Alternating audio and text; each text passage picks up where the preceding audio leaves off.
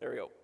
So a little bit, the rundown on what we'll talk about this morning in this time session is just kind of a little bit of overview of what Ward Labs is doing and who we are. Kind of step you through the journey of how we've looked at soil health from a laboratory perspective in testing, and where we start, how we've added things and how we've evolved and added our line of thinking there. The new approaches that we're planning to take here in 2022, we've been learning, and now we can refine what we do and bring something new to the table. And a little bit of case study on how some of this testing can add value. I know in Anthony's presentation, there's a question over here about, what's the value of doing the testing? What's the value of soil health? So, it's just a quick blur, but it really shows the value that you can get from some of these tests, and then also how much value can come from soil health practices. And then finally, I'll leave plenty of time that we can have some questions and answers at the end of the session. I know there's been a lot of talk yesterday afternoon and yet this morning then already on kind of some soil fertility issues. So any and all questions, even if it's not presented here, anything related to fertilizers and nutrients, let's go ahead and discuss those this morning. So a little bit about Ward Laboratories, of course. Founded by my grandparents, Raymond and Jolene Ward, in 1983. His goal was to provide soil tests for fertilizer recommendations, and you can often hear the story that he wanted to do it the right way, and that was his way, in a way that treated both the farmer, the most fair manner. As we've grown to today, we're a full-service commercial agricultural testing lab. So from soil, we've moved into waters and feeds, plants, fertilizers, anything that goes into a farming or feeding or ranching operation. We can somehow test one of those inputs to provide you some valuable insights and some information. And as part of that, we've really become an innovator, and especially that's driven a lot by Ray's involvement in our own family farm of soil, first no-till, soil health, regenerative ag, and kind of his journey in his farming practices, and that's kind of steered a lot of the concepts and thinking of what we do today from a laboratory perspective. So, kind of the beginnings of soil health. This all kind of started in 2011, kind of with the first testing. We'd been going to many no-till meetings. You hear talks and discussions about all these soil microbes in your soil and the great benefits they're doing, but how those practices affect those communities. Well, how are we able to measure those? So we started with the PLFA test. This is we can estimate the amount of soil life, biodiversity. We can identify here. If I'm getting two different mics going or not. So okay, so we can identify some different microbial groups, bacteria, fungi, protozoa. We can build ratios with those. So you can gauge your soil health. So, a balanced soil should have a certain bacteria to fungi ratio. If you have too much bacteria and not enough fungi, it's an indication that we have something out of balance, and it tells us that we can improve. So this was our first step. We've learned a lot since then, and it was a good start.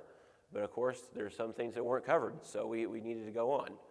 So in 2013, people said, this is great, we've learned our biology, now can we incorporate maybe soil fertility into some of these soil health conversations? So at that time, we got some information from Rick Haney when he was with USDA. He was running a test that kind of delved into how we can use some soil health measures and get that involved in fertility and nutrient recommendations. So part of that, the basic steps of some soil biology activity with CO2 restoration, then standard soil test parameters, pH, EC, organic matter. Kind of the really, really big thing that got us really energized about this test, and one of the things that will continue to move in the future is this idea of carbon and nitrogen dynamics and CDN ratio within the soil. And then, of course, we added phosphorus, potassium, sulfur, all the micronutrients as well as part of that test. Still, there's still more to be learned. As the last decade moved and more interest became in the soil health community, there's still yet more contributions from academia, from different industry partners. They said there's more stuff out there. There's more stuff to test. What more can you do? So, enzyme activity has become one of those things that we know that the enzymes, phosphatase enzymes, have a role in releasing phosphorus that's bound up, releasing that to become more plant available. Aggregate stability, of course, a huge driver of infiltration and surface water quality. This idea of stable carbon, the POC test, permanganate oxidizable carbon. Total nutrient digest, something that was touched on this morning by Dwayne. We know that there's more than just what's available on a standard soil test. So what really is truly all out there? And of course there's many others. Water holding capacity testing. We have ACE protein, which is supposed to be a kind of a estimator of what's going to be a mineralizable nitrogen in the season. So there's still more new things coming. These things continue to evolve, but a lot of these things started to get added in 2015. But what we've learned is that a lot of these tests do provide good, actionable insights, and the data that comes from them is really a good quality thing, and it has helped prove out the soil health ideas and that you are gaining by doing these tests. But we have found some different issues. The position that we're in at Laboratories, we're able to do tests, clear from the Missouri River on the east, clear into the mountains of Colorado, Wyoming, and we even get some stuff down in New Mexico, and then stuff on the east side of the Continental Divide. So across that, we get a very, very large range of soil pH, and part of that, the pH, not only the pH being higher, but also lots of excess calcium carbonate in the soil. And we've noticed that these high pH instances really have an issue with some of the Haney test parameters for phosphorus. And maybe we weren't getting the clear picture that we thought we wanted to get. And the other thing too, we kept adding these things as individual items, but we know that they're not just individual pieces that have no relation to something else, and there's got to be some connectivity to these things, and we know that, and that's something that I think moving forward we're gonna drive and try to show those relationships a little bit better. The oxidizable carbon, organic matter, total carbon, these things are all related to one another. They can tell a story, and that story of the sum of them together is a lot better than its individual pieces. So how do we tie all these things together? So we've reached that proverbial fork in the road where we can go one direction and keep doing what we're doing with all the individual tests, and we give you lots of different numbers on a page, and you have to kind of sort through everything and figure out what's best.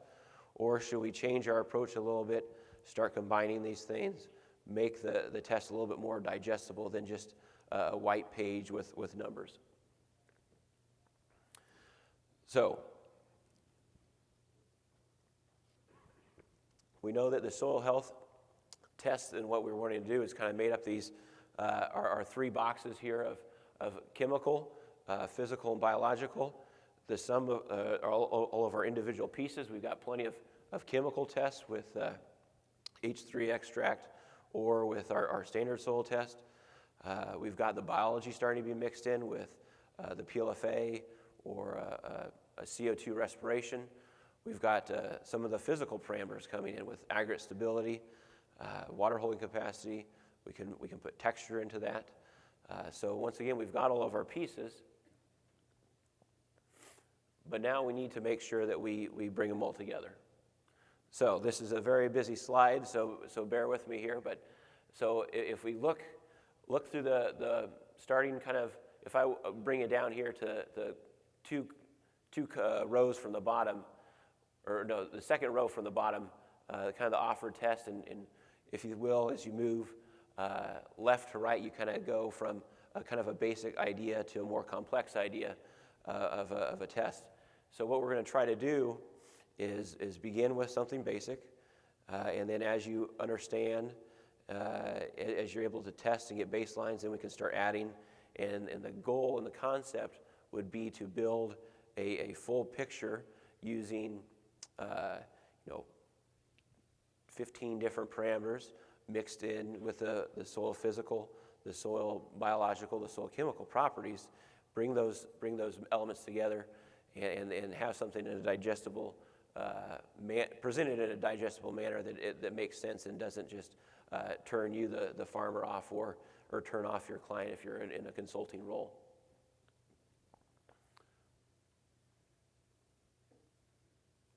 So here's kind of our first snapshot of our new hybrid approach, where we have kind of our basic soil test items up in the top, NPK, organic matter, pH.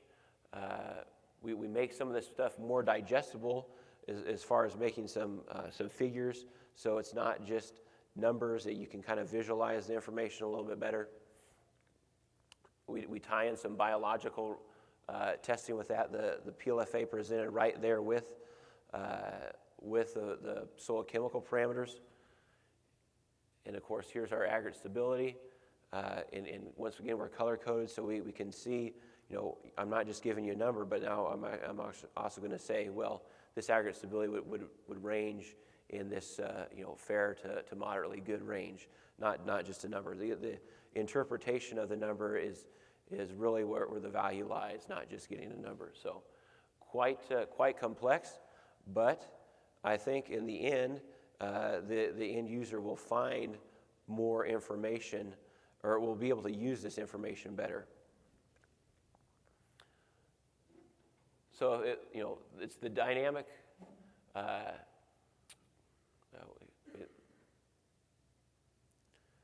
It's this dynamic effect of nutrient recommendation, and this is something that Dwayne mentioned this morning. Was, and once again in the presentation yesterday, about 0.8.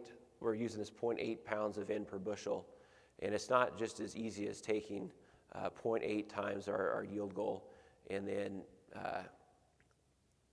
going from there, and then that's how much fertilizer we need to dump on.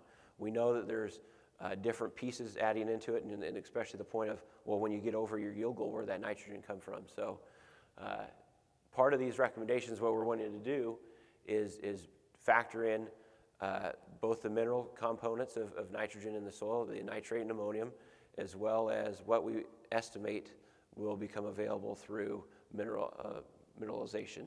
And that goes back to that water extractable organic nitrogen and organic carbon, and looking at that seed-in ratio, predicting our mineralization needs. That's just the nitrogen aspect. The phosphorus is just as important. Dwayne mentioned that this morning on the total phosphorus and then an Olsen P test, you get very divergent numbers. And I think what we're trying to do, and Dwayne hinted at this, but we know we have a total pool out there, and our old standby methods of Bray or Olsen or even the H3 extract try to estimate what's going to be plant available. But instead of doing that, why can't we use a total number and then check a biological measure like mycorrhizal colonization numbers or maybe some enzyme activity? And then based on those two biological factors, we say, we know we have a big enough total, we know we have the right aspects from biology, So now we can adjust our P rate based on what we have from a biological tool standpoint to mineralize that, and not just say, you're here, the chart says you got to be here, so let's fertilize to this gap. So that is something that we're working towards, and it'd be a very different way of looking at phosphorus fertility. So this is some zoom ins now on that report I showed. This is specifically to nitrogen. We have our total. We had our total. We get our inorganic and organic based on the nitrate and ammonium measured. This tells us a lot about fertility, but this also tells us about soil health. In a lot of different presentations you'll see, and if you have the ability to listen to Willie Pretorius from the lab give a talk, he's going to try to touch on this in Burlington, Colorado in a few weeks. But this idea of where nitrate and ammonium exist in the soil in your amounts, a more healthy system is going to have either equal parts or more ammonium than it would nitrate. A heavy nitrate laden soil would indicate you have too much bacterial activity, just continually mineralizing, pumping out that in, and that might be an indication of maybe some unbalanced biology or maybe too much nitrogen just in general in the system. So, just one of these parameters can now be used as a gauge of soil health. The phosphorus, we're still working on this, of course, but we get this total. We get maybe just a standard soil test to see, and then we can mix in one of our biological factors in this scale. And I think that's what's important is that when we think about traditional phosphorus fertility, we always try to say that, well, this is the amount of plant available phosphorus. Well, really the goal with all the phosphorus extracts was to get a test and get a value, and then go to the field and do soil test correlation and calibration. And really what we did was we'd build a scale of probability of getting a fertilizer response. Based on this soil test, the probability of you gaining yield from adding phosphorus fertilizer is good. Go ahead and add 15, 20, 30 pounds. At this test level, your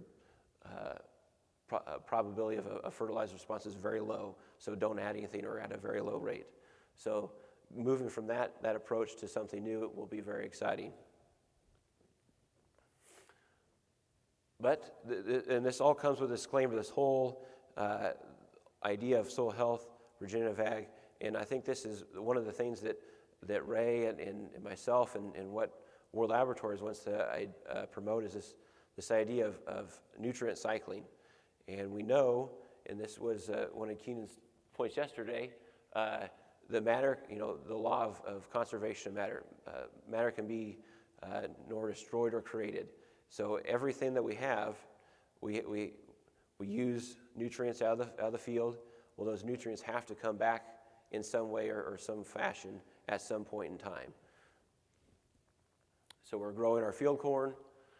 We harvest. How are we going to return those nutrients back to the system? Now, and this is specifically to just grain crops. If you think about our livestock systems, when we're grazing, no matter the animal, we're really just removing protein in the form of, or nitrogen in the form of protein added to those animals. 90% plus of what the cow consumes goes right back through and goes right back on the ground. So the idea of removing nutrients in a grazing intensive grazing system where you have a lot of livestock integration and you're not necessarily pulling off grain crops, this problem becomes a lot less. But if we're strictly doing grain crops every year, corn, soybeans, wheat, mixing in a cover crop, but not and constantly removing nutrients, we have to figure out how we're going to source stuff coming back in at some point. And that's either going to be through manure or some sort of commercial fertilizer. Now, the goal obviously is to be much better at putting these back.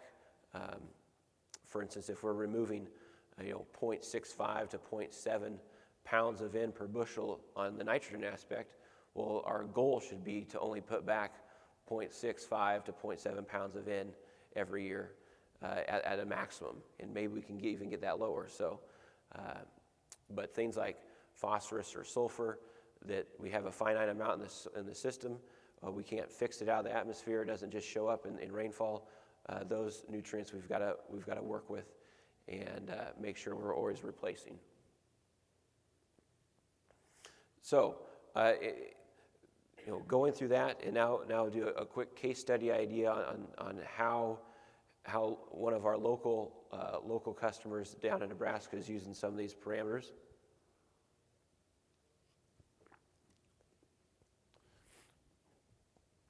So this gentleman is raising some certified organic corn, and I know that the certified organic world may not jive with some of our soil health ideas as far as tillage goes, but they're using the test in a practical way that demonstrates this concept. So bear with me, even though some of the stuff they do might not be 100% what we like to see. He's using two pieces: the soil test and then our cover crop analysis. So first, what's in the soil? So this is our standard current Haney soil health test. We get our nitrate, ammonium, and our nitrogen release factors. And it's a 0 to 12 inch sample. Always important to note your depth so we can quantify the concentrations of these different nutrients we find in the system. So based on the amount of nitrate, the amount of ammonium, the C to N ratio, the expected release, as part of this test, we say, okay, we have 81 pounds of nitrogen that's ready to be used in the next crop. Now, from the cover crop, this gentleman has a mixed species cover crop that's got some peas and rye, vetch, maybe thinking about had 5 or 6 different plants in it. It's been growing after some wheat. He cut off hay earlier in the year, so then he planted this midsummer, so it's been growing since midsummer. He sampled this in December. And you can see that we sampled our 3x3 square, so now we can quantify tons per acre. We give you the breakdown of NP, K, calcium, all the different plant available nutrients. We calculate these out into specifically for phosphorus and potassium, P2O5 and KTO, just as you would see on a fertilizer grade. So you could look at this pounds per acre column as almost your inventory of fertilizer out there within the biomass of the cover crop. So he grew some with growing those legumes. He had a fairly high nitrogen content, and 150 pounds of N out there in that biomass, quite substantial.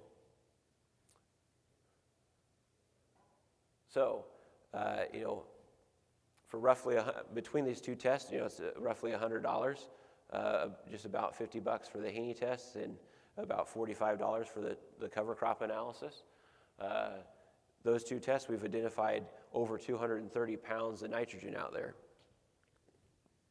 So this came off of a field it just has a swing pivot on it. It's 80 acres. So in 80 acres, we discovered just shy of $15,000 worth of nitrogen, and that's based on 80 cents a pound of N. So that might be a little low or a little high. Really, we have no idea where prices are going this year, so this is kind of maybe a more conservative estimate on what that might be worth. So let's just example, say you spent $1,000 in paying your helper, maybe a grandson, to go take these samples. You gave him $1,000, go take these samples, pay for the analysis, ship it off to the laboratory, and get the analysis back. So you just returned 13 and a half times your money on that $1,000 investment on getting some samples and doing some testing, just identifying the amount of nitrogen you have out there in that field. So when you want to think about the value of how these soil health tests can help you, it doesn't take long, or it doesn't take a lot of nitrogen to really move that needle right now. And yes, when prices of in hopefully retreat in time, this may not be as extreme, but it doesn't take a whole lot of discovery to really show where some extra value can come from.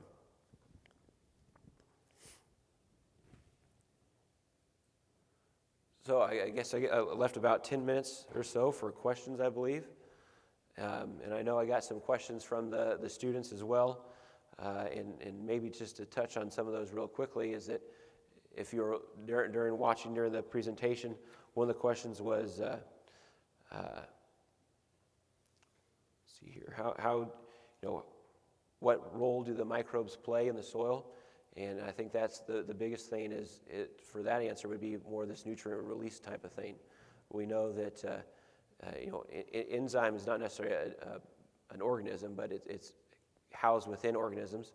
That's a key element to nutrient release. We know that fungi is a key factor for releasing fertility to plants. So that's how those soil organisms come into play in soil health and nutrient availability. And then, of course, how they're tested. That was early on when we talked about the PLFA as a specific test for naming the organisms and quantifying them, or something simple as a CO2 test. We wet up some soil, we keep it in a jar, we incubate, we measure the total amount of CO2 that came out of that as a way to see, well, they breathed this much, if you will. So, there's some different ways that you can quantify how much biological or microbial activity you have in the soil.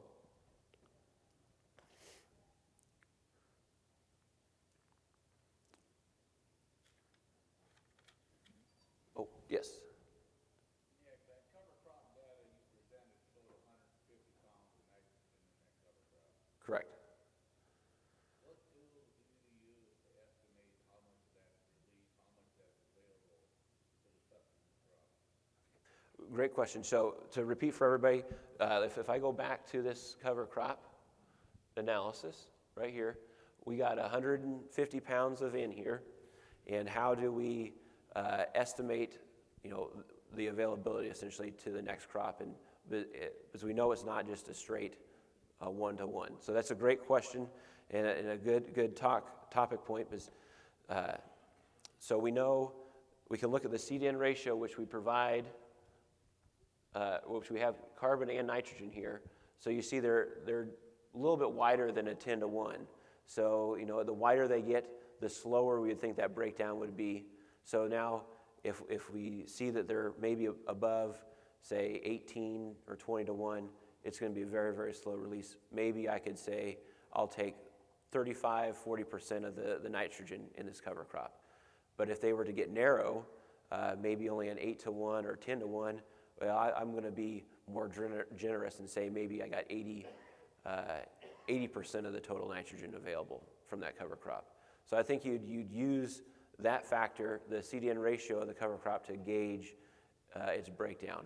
And then on top of that, what is Mother Nature providing as far as an environment for breakdown? We sampled this in December here, just before Christmas. Things have turned pretty cold. We've really reduced the amount of activity out there. Maybe it get cold enough to do some more winter kill on some of this material, but it's pretty much going to be locked in and not changing.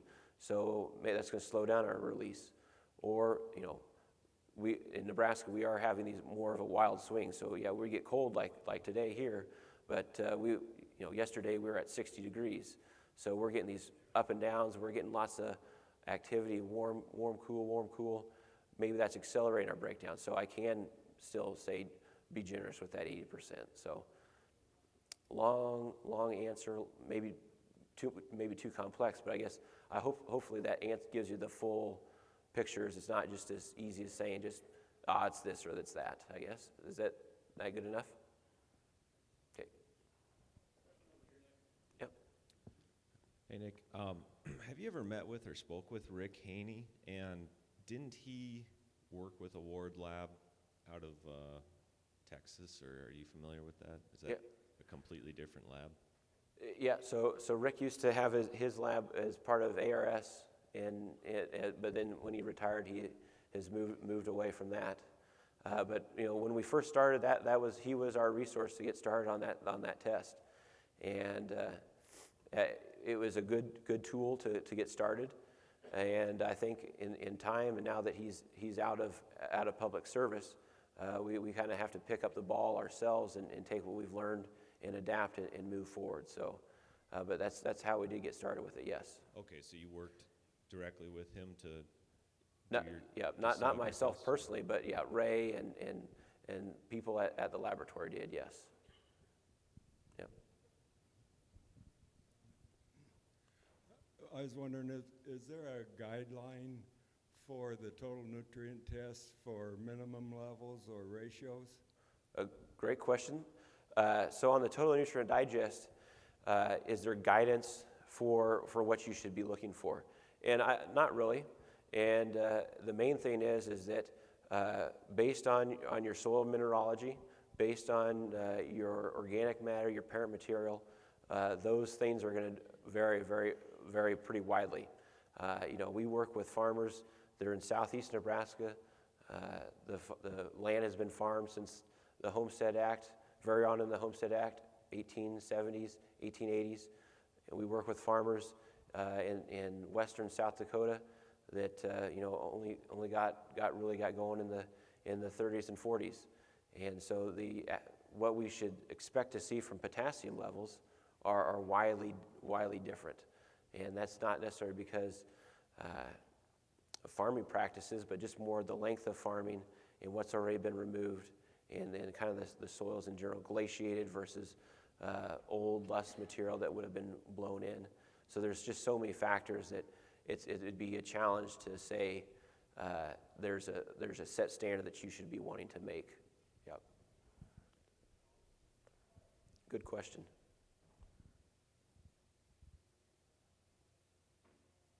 Any further questions? Oh, so if we went back to some of these questions that from the kids. And this was something that someone touched on yesterday. Do herbicides or chemicals added, how do they affect the microbial communities? So we know that the purpose of a fungicide or the purpose of a herbicide is to kill something or prevent something from growing. So certainly they do have some sort of an effect on the microbial community.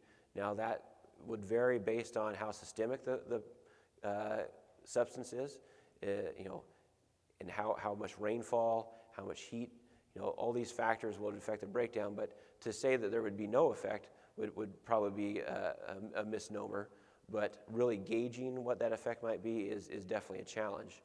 And I would just say, they're good when they can be used, but maybe there's a reason why you have to use them in the first place, and that's a cultural practice or something that you're doing. So I would definitely say there is an effect, but I don't have any hard information for that.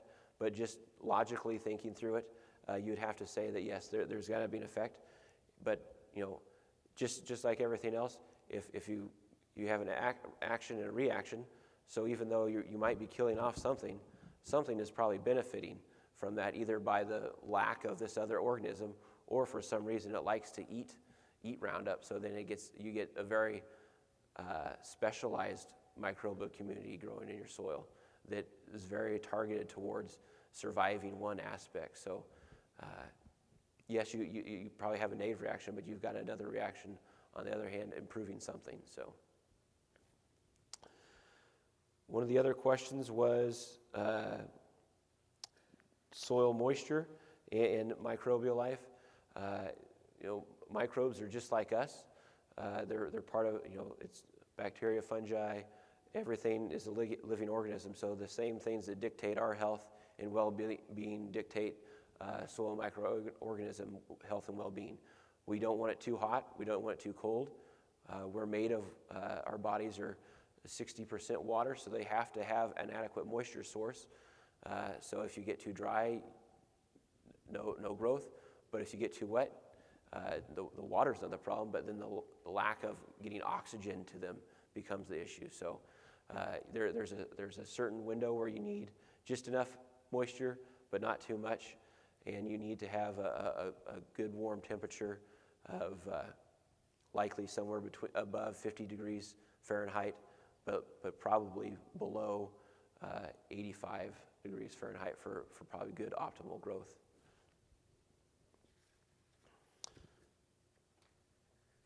And then how do the final question on this sheet was how do these different microorganisms affect plants differently? And the quote was, "A plant is a plant." Well, we know that different plants are different plants. Their relationship and what they do and how they grow is very different. So some plants will want to work with bacteria. So for instance, corn and a soybean, they're both plants, but corn can work with bradyrhizobia and fix nitrogen out of the atmosphere, but a corn plant cannot. So they're very specialized in what they do with the different microorganisms in the soil. Got a final question over here. Yes. Has there been any instances where you've run across where chemical residues in the soil have affected soil testing as far as your laboratory analysis and those types of things? A great question. So has herbicide residue or chemical residue affected what we get from a testing perspective? And I can't really think of an instance specifically where we have problems from herbicides. Usually you have a low enough concentration, and that's not something that we really look for. Kind of not a direct correlation, but the closest we can get to might be something from industry where you get oil and gas exploration and you have saltwater spills from drilling operations affect the soil and affect the soil test. But that's more of a connectedness thing, not directly a herbicide or a chemical process. So, but with that, I guess thank you for your time. I enjoyed it very much. Thank you.